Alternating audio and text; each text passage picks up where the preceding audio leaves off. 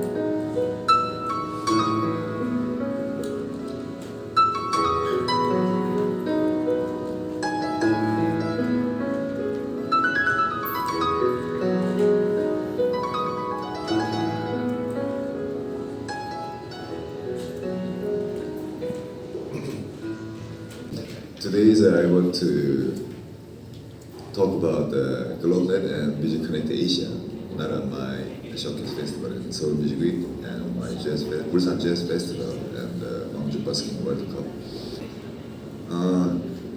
This is our website. Is the picture group photo is that time is 2017. Santiago de Compostela in Spain during the WOMEX.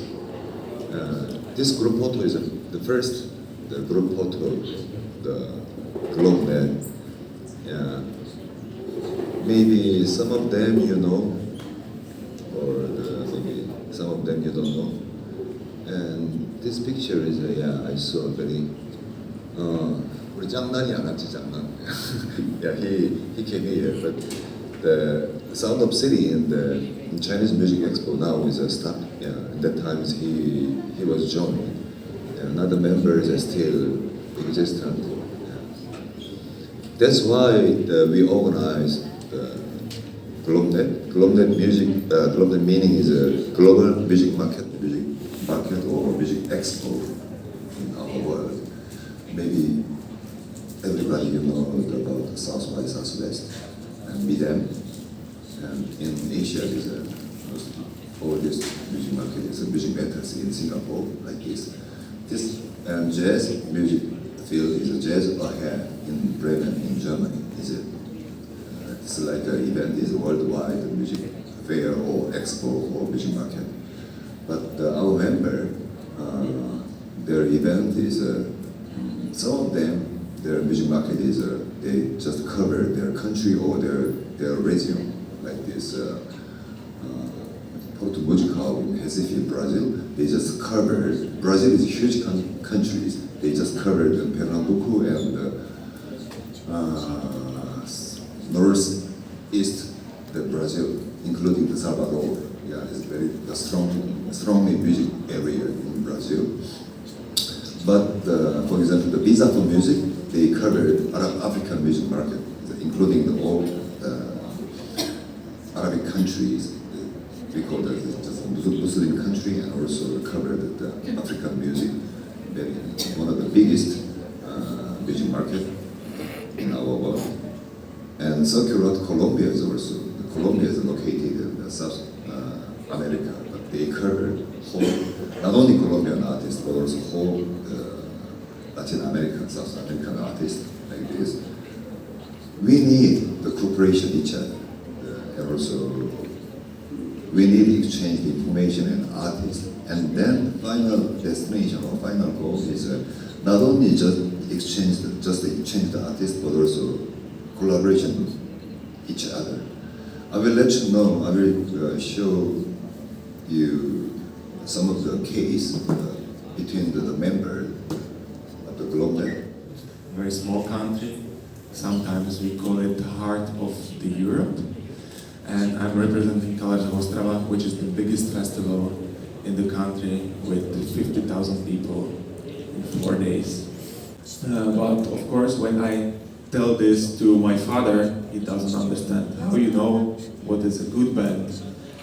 Of course, it's a mixture of different things. We have more than 20 years of knowledge. We are a team, so we saw a lot of shows. And we are in touch with agents, so we trust to agents. When we cooperate with somebody for a long time, we trust that another show will be also good as the first show we did together. And the most important, we go to showcase festivals. And that's similar as with everything, because when you do a lot of showcase festivals, when you see a lot of shows, I see around 400 shows live per year, then you know what is maybe better and what is, and maybe it's not just about being like good musician, but it's also about being unique, about bringing something new in your sound, in your story, and that's what we are looking for. It's like with food, with meal, when you are eating the same food again and again, finally you realize what's good, what's better, and what was different and special, and you still like it. And we are trying to a little bit challenging people, so we are putting their pop music and then traditional music, so people who don't know anything about tradition, they can watch pop, and then crossing to another stage, they see something very weird, very strange, but they are starting to like it. And we like stories, everybody likes stories. So when there is a good story around the band, when there is something what the band wants to tell to the world, it always helps. But the most important are showcase festivals. How we create the lineup is like an iceberg. You will understand now maybe better. You can see that there are big names on the top, like One Republic, Macklemore, Burna Boy. That's what everybody see in media, in promotion. Everybody wants to speak about headliners and who you are bringing, but that's not the most important. We have 100 bands, and the most interesting bands for me are in the small letters. Maybe they are not even on the poster, but they are the most interesting, and we are trying to travel the world to bring them back. Showcase festivals I have been to, I spent around 100 days at showcase festivals, like this, and I'm really happy to be here because this is the most important for us to see bands playing live. Everybody can do a good video nowadays, everybody could polish the sound, but live show is different. And at the festival, the magic is happening at the moment. So it's at the moment, and we want to be 100% sure that even if you don't know the artist, you will get the best experience ever. And we don't bring only artists, we also bring art. So even when we don't choose a band, we can bring something like a craft or art. For example, this is from India. It was very hard to bring Indian bands to Czech Republic, but I went to the village where they did iron crafts, and we created an award there. And they sent it to Czech Republic, and we had this award from very pure village in India, and we gave it to the best band at the festival. Also, we went to Israel, and there was an artistic group, so we created an artistic project with them. A little better. It can make people enjoying their life better, and the festival is like concentrated reality, so they can live more emotions than in daily life, they can meet more people, they can have a new experience. And I believe that we are creating safe, high quality and challenging experience, which is making people maybe 1% better, and if we make 50,000 people 1% better and they bring this to their daily life, it can change the world a little bit. What's next? We will see, but I'm looking forward to it, and I believe the future is also with Japan, also with Asia, because there is a lot of things which are happening here at the moment, and we are happy to be part of it, because inclusivity, to be together, is the best way how to develop the world and how to make the world a better place to live. So, thank you very much. So let's start the session 3. The title is Tips for Increasing Fan Base in Asia. 登壇していただく方を手前から順に紹介していきます。ザンランさん。First, you have to make sure that your music is available in that country. For instance, in my case, of course, live performance is the number one, the most important thing. But I check numbers. But your numbers not on Spotify, but on Melon, because that's the Korean fans. Even though it's a small, like I can imagine, okay, they can make a buzz. I'm not talking about ticket sales. I'm talking about like buzz. Like there will be some people who could talk about you in Korea.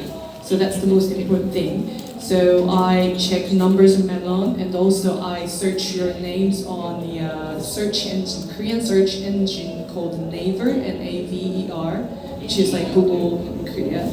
So many people write blogs about music.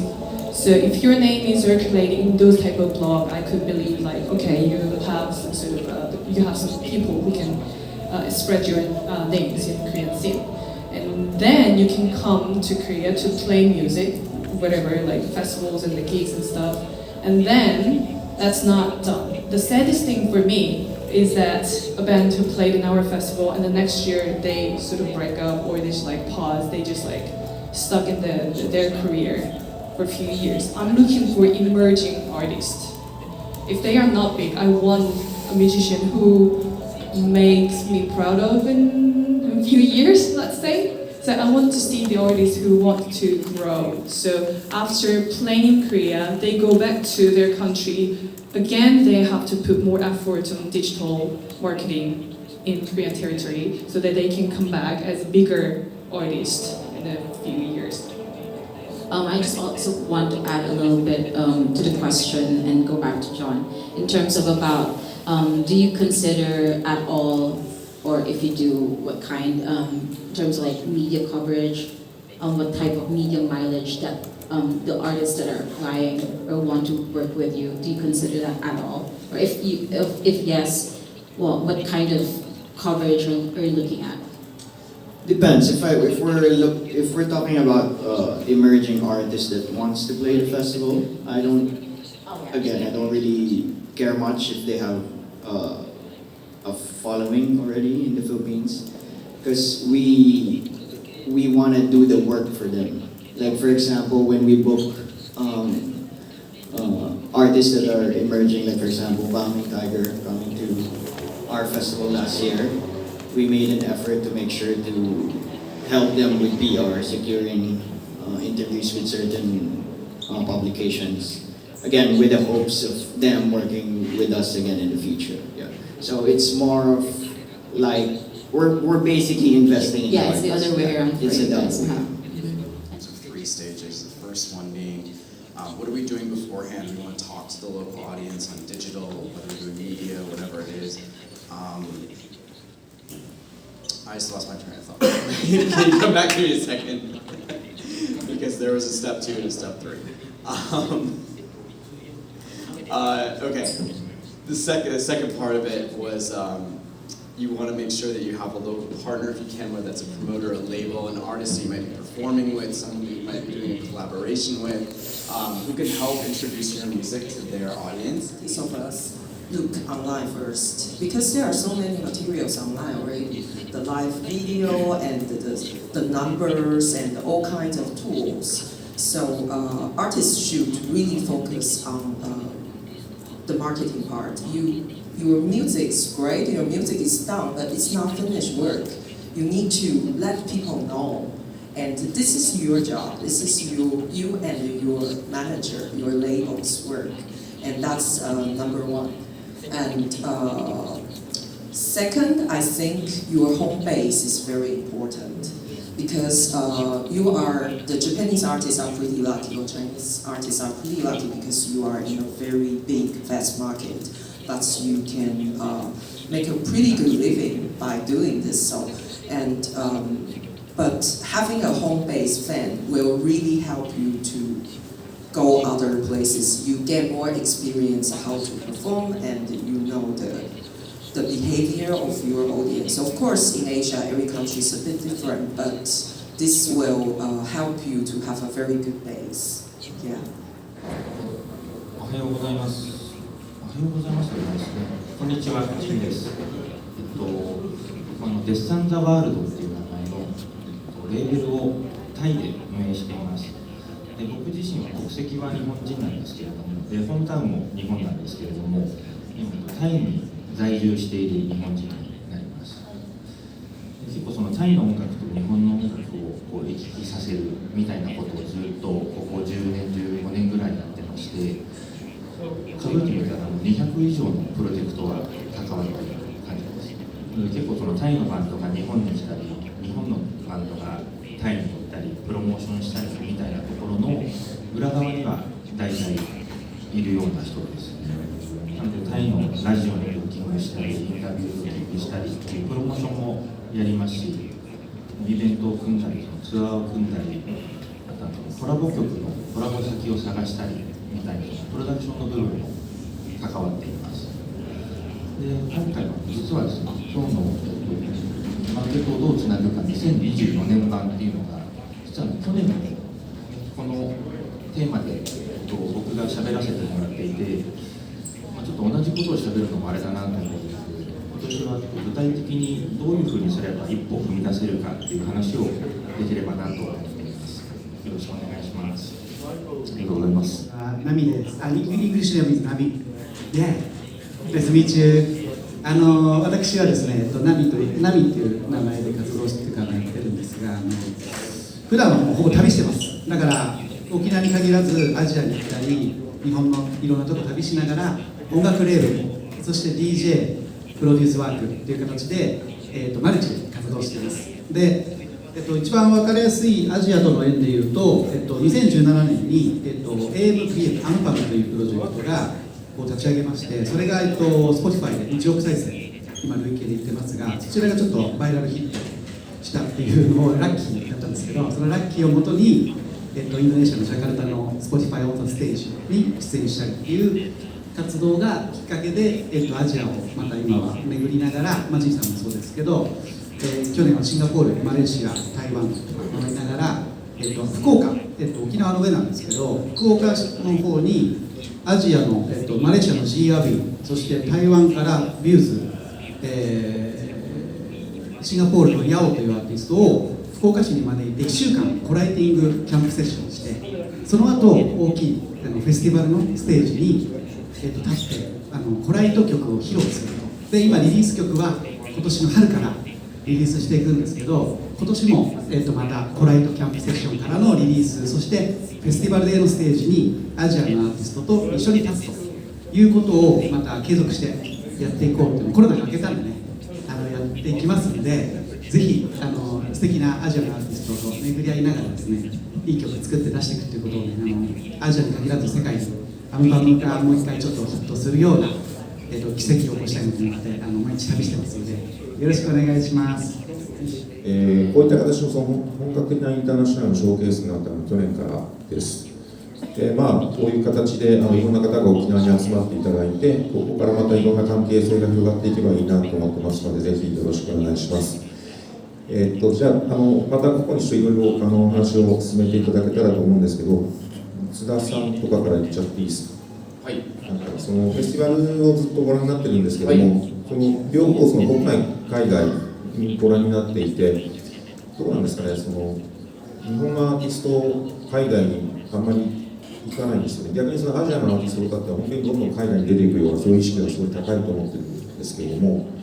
そうですね、その大きいフェスティバルと小さいフェスティバルでも差があると思うんです。例えばコーチェラっていうアメリカの大きいフェスティバルがあるんですけど、そこに日本人のアーティストでいうとコロナ禍の前では例えばキャリー・パミュラムさんであったりパフュームさんが出ていたんですけど、スロットでいうと3列目ぐらいに入って、それがなんとなく束にならずなんとなくつながってる感じってなんですけど、例えば K-POP でいうと本当に2列目1列目っていうのにどんどん入り始めて、それがちゃんと毎年つながっていって、今年はこのアーティストが出るからこのアーティストが出る、こちらにはこのアーティストが出なかったから例えばロラパルーザにはニュージーンズが出るみたいな形で、日本のアーティストは点で海外のフェスに入っていってるのに対して韓国 K-POP のメジャーなアーティストとかは本当に面で入っている感じがあって、さらにそのお客さん、例えばこちらだとアメリカに住んでいる、韓国人のファンの方が本当にロスからバス何台使っていくみたいな、そういうファンベースごとを連れていくみたいなこともやっているので、さっきこの前のセッションでそのワンダーランドのジョンさんが自分たちのファンをいかに連れてこれるかみたいなのもあるんですけど、その別に国から飛行機に乗って連れてくるっていうのも、限界があるんですけど、そこに住んでる例えば日本のアーティストがフィリピンでライブする在日の日本人の方を少なくとも何百人とか連れていくパワーがあるのかとかっていうところもすごい大事になってくるのかなと思って、そのちっちゃいフェスでも大きいフェスでもそういうことが、フェスでいうと起こってて、日本のアーティストがなかなかフェスで継続的に出ていってるっていうのは難しいK-POP とかに比べると少ないのかなと思ったりはします。すみません、今の話で自己紹介で言い忘れたんですけど、無駄に長く音楽協会にいるんで、経済産業省のコンテンツ産業課の調査委員会の委員をやってたりとか、去年から内閣府の知的財産戦略本部っていう日本の知財の方針を考えるところで、音楽分野は多分僕だけなんですけどいたりしてで、結構日本の多分アジアの各国の政府はとっくに、もちろん韓国をはじめとっくにやってたことをやっと日本政府がやんなきゃいけないんだなって思い始めてるんですね。コンテンツ産業を日本の基幹産業にしますって経産省や内閣府の役人や政治家が言い始めてるので、具体的に何をやったらいいかっていう今日はご意見とかを伺って、それをフィードバックする、再来週発表しなきゃいけなくて、その知財委員会でどういう話をしようかなと思っているところなので、そういうご意見も今日伺えたらいいかなと今思いました。